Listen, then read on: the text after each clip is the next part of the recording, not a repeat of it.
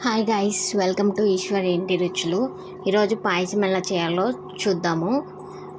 First నేనైతే సేమియాని, జీడిపప్పుని, బాదం పప్పుని, అలాగే కొబ్బరిని అయితే నెయ్యిలో వేసుకొని ఫ్రై చేసుకొని పెట్టుకున్నాను, చూపించాను కదా.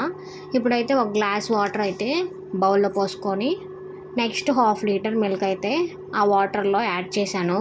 ఆ వాటర్ కొంచెం మరిగాక ఇప్పుడైతే నేనైతే ఇప్పుడు టీ గ్లాస్ చూపించాను కదా, ఆ టీ గ్లాస్తో అయితే ఒక 3 కప్స్ షుగర్ అయితే యాడ్ చేశాను ఆ మిల్క్లో అయితే.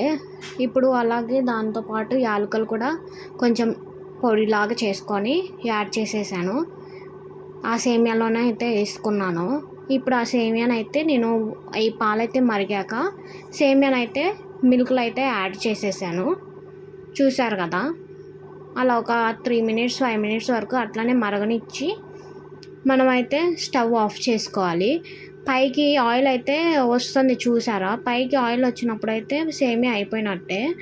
ఇప్పుడు ఆ వాటర్గా ఉంది అనుకోకండి, వాటర్గా ఉన్నప్పుడే నేను కూడా ఆఫ్ చేసేసాను. ఇప్పుడే నేను స్టవ్ ఆఫ్ చేసేసాను. స్టవ్ ఆఫ్ చేసేసిన ఆ సేమియాకైతే ఆ వాటర్ అంతే పట్టిద్ది.